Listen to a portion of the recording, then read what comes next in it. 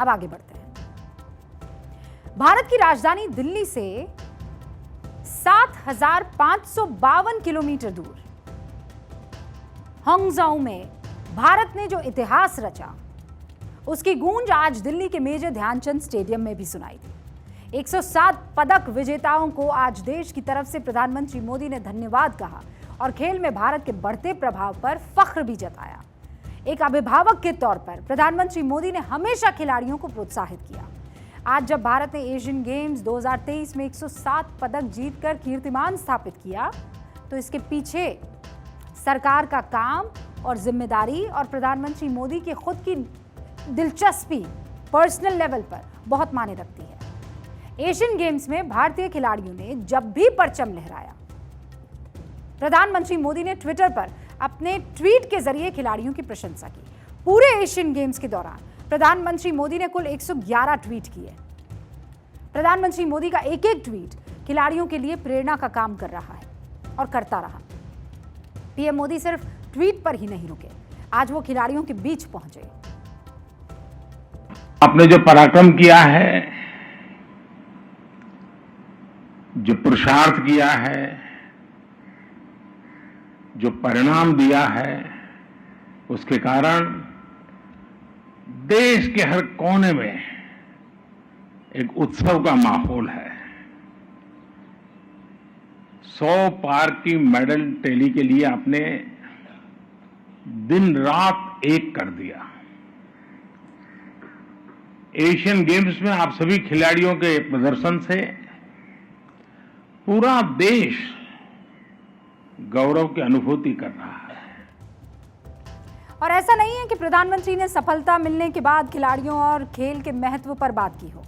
प्रधानमंत्री मोदी ने चेन्नई में आयोजित चेस ओलंपियाड के दौरान भी कहा था कि खेल एक देश को दुनिया के सामने पावर हाउस के तौर पर दिखाता है।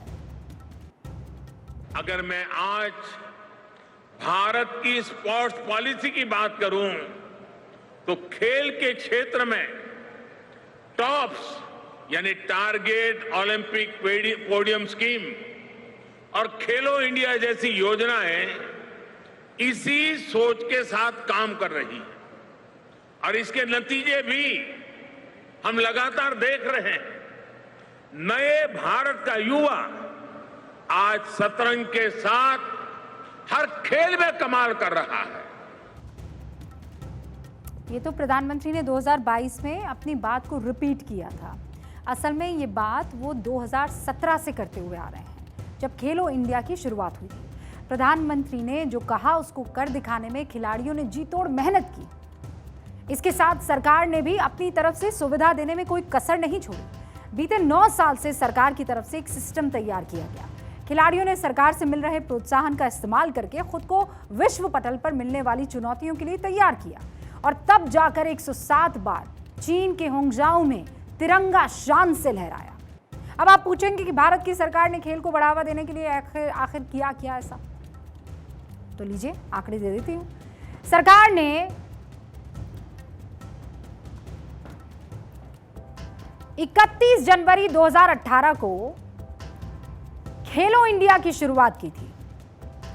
इसके लिए देश भर से 2500 खिलाड़ियों का चयन किया गया। मुझे लगता है हमें ये हटा देना चाहिए। 2500 खिलाड़ियों का चयन किया था। इन खिलाड़ियों को विश्व स्तरीय ट्रेनिंग दी थी, क्योंकि खिलाड़ियों की जो साइज है वो मेरी साइज से बहुत ज़्यादा उसमें अंतर है। खैर, तो मैं ये कह रही थी कि कौन कौन सी चीज़ें सरकार की तरफ से दी गई। सरकार ने 31 जनवरी 2018 को खेलो इंडिया की शुरुआत की। इसके लिए देश भर से 2500 खिलाड़ियों का चयन किया गया। इन खिलाड़ियों को विश्व स्तरीय ट्रेनिंग, खेल के सामान के साथ ही 50,000 रुपए हर महीने स्टाइपेंड के तौर पर देना शुरू कर दिया। इसके साथ जो खिलाड़ी सेकंड लेवल के थे, उनको 25,000 रुपए प्रति महीने स्टाइपेंड दिया जाने लगा। इसके बाद तो खिलाड़ियों में एक नई ऊर्जा का संचार हो गया। खिलाड़ियों को विश्व स्तरीय सुविधा मिल रही थी और महीने का एक्स्ट्रा खर्च भी। जो खिलाड़ी मेडल जीत कर आए थे, उनमें से कई ऐसे हैं जो गरीब तबके से आते हैं। एशियन गेम्स के दौरान अपना नाम रोशन और हिंदुस्तान का नाम रोशन करने वाली मुंबई के ऐश्वर्या मिश्रा के पिता उनके संघर्ष की कहानी सुना रहे हैं और कैसे भावुक हो रहे हैं आप देखिए। पहली बार तो मैगी मैराथन से स्टार्ट की 11 बरस की उम्र में। 1100 रुपया प्राइज मिला था। 1100 रुपया प्राइज मिला तो मेरे को अच्छी तरह से याद है। तो उस समय मेरे जूते नहीं थे, जूते आते हैं 14,000 के। तो वो जूते को मैंने स्टिकर लगाया रात को। हमारे यहाँ बगल में मेडिकल है, वहां से लाया। तो उसने रात भर बोला क्या कर रहे हैं, बोले पापा अभी जूता नहीं है। तो हम बोला ठीक है। अभी 14,000 रुपया जुटाना आज 6 साल पहले 7 साल की बात है, आज 6-7 साल पहले की बात है। उसके बाद में ये जूते मैंने लाई, चीकर पट्टी से चिपकाई और खून आ गया। परेशानियां चाहे जितनी भी रही, लेकिन खेलो इंडिया की शुरुआत के बाद हमारे देश की उन प्रतिभाओं को आगे आने का मौका मिला जो पैसे की तंगी की वजह से पीछे छूट जाते थे। आपको पता है 124 खिलाड़ी खेलो इंडिया स्कीम का फायदा उठाकर एशियन गेम्स में पहुंचे थे। खेलो इंडिया के साथ केंद्र सरकार ने एक flagship programme target to Olympic podium की भी शुरुआत की। टॉप यानी टारगेट टू ओलंपिक पोडियम। प्रधानमंत्री नरेंद्र मोदी ने 2014 में ही इसकी शुरुआत कर दी थी। इस प्रोग्राम के तहत उन खिलाड़ियों का चयन किया गया जिनकी प्रतिभा पोडियम फिनिश करने की है। उन खिलाड़ियों को दुनिया के उन संस्थानों में भेजा गया जहां खिलाड़ी से जुड़े खेल की सबसे बेहतरीन ट्रेनिंग दी जाती। भारत में भी ऐसे खेलों की विश्व स्तरीय ट्रेनिंग की सुविधा शुरू की गई और इसके लिए अंतर्राष्ट्रीय लेवल के खिलाड़ियों की जरूरतों को देखा गया। हर एक खिलाड़ी को 2.5 करोड़ से लेकर 7 करोड़ रुपए तक की मदद दी गई है। ये तो ओलंपिक और एशियन गेम्स और कॉमनवेल्थ के नजरिए से उठाए गए बड़े कदम थे। इसके अलावा केंद्र की तरफ से ग्रामीण और स्थानीय प्रतिभाओं की पहचान के लिए सांसद खेल महाकुंभ उसकी शुरुआत हुई। इस महाकुंभ में जिन खिलाड़ियों में प्रतिभा दिखेगी उन्हें स्पोर्ट्स अथॉरिटी ऑफ इंडिया यानी साई में भेज दिया गया। भारत के खेलों में परंपरागत पारंगत स्थानीय खिलाड़ियों को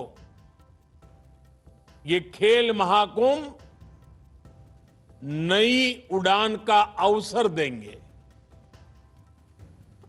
मुझे बताया गया है कि भारत के करीब करीब 200 सांसदों ने अपने यहां इसी तरह एमपी खेल स्पर्धा आयोजित की है जिसमें हजारों युवाओं ने हिस्सा लिया है। मैं भी एक सांसद हूं, काशी का सांसद हूं, तो मेरे काशी के संसदीय क्षेत्र में भी ऐसा खेल स्पर्धाओं का सिलसिला चल पड़ा है। अब एक और सवाल उठता है कि भारत सरकार ने इन तमाम सुविधाओं के लिए खेल बजट को बढ़ाया कितना। दरअसल भारत सरकार का खेल बजट 2013 और 14 में कितना होगा आपको ये जानना चाहिए, 874 करोड़ रुपए। और 2022-23 में कितना है, 2254 करोड़ रुपए। यानी बीते 9 साल में भारत के खेल बजट को करीब 300% बढ़ा दिया गया। आज जिस उपलब्धि पर हम इतरा रहे हैं, गर्व कर रहे हैं, उसके पीछे हमारे खिलाड़ी की कठिन तपस्या है और उस तपस्या को कुशन देने का काम, ताकि वो सिर्फ कंसंट्रेट करे अपने खेलों में, इधर उधर की तकलीफों से ना जूझे, वो काम सरकार ने किया। एक अभिभावक के तौर पर प्रधानमंत्री नरेंद्र मोदी, खेल मंत्री अनुराग ठाकुर लगातार इन्हें किसी तरह की कोई दिक्कत ना हो, इन खिलाड़ियों की प्रतिभा को सिर्फ और शार्पन किया जाए, काम किया जाता रहा। और आज जब तीनों की ये मेहनत दिखी तो वो 107 मेडल्स में तब्दील हो गई, जो सुपर पावर बनने की दिशा में भारत को आगे बढ़ा रहा है। भारत ने शॉटपुट गेम्स में 72 साल बाद एशियन गेम्स में मेडल जीता। 400 मीटर रिले रेस में भारत ने 61 साल बाद पदक हासिल किया। हॉर्स राइडिंग 41 साल बाद पदक जीता। मेंस बैडमिंटन में 40 साल बाद गोल्ड जीता। ये वो नतीजे हैं जिसके पीछे बीते 9 साल का अथक परिश्रम है।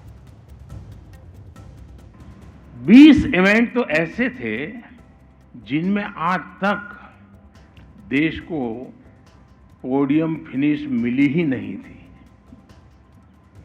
अनेक खेलों में आपने सिर्फ खाता नहीं बल्कि एक नया रास्ता खोला है। एशियन गेम्स के नतीजों के बाद भारत में युवाओं में खेल को प्रोफेशन के तौर पर लेने की सोच बढ़ी है। भारत उस सोच से बाहर निकलेगा जिसमें कहा जाता है पढ़ोगे लिखोगे तो बनोगे नवाब और खेलोगे कूदोगे तो बनोगे खराब, क्योंकि आप खेल से आप देश का नाम रोशन कर सकते हैं। सरकार की तरफ से आपको मदद मिलेगी और जनता की तरफ से भरपूर प्यार मिलेगा।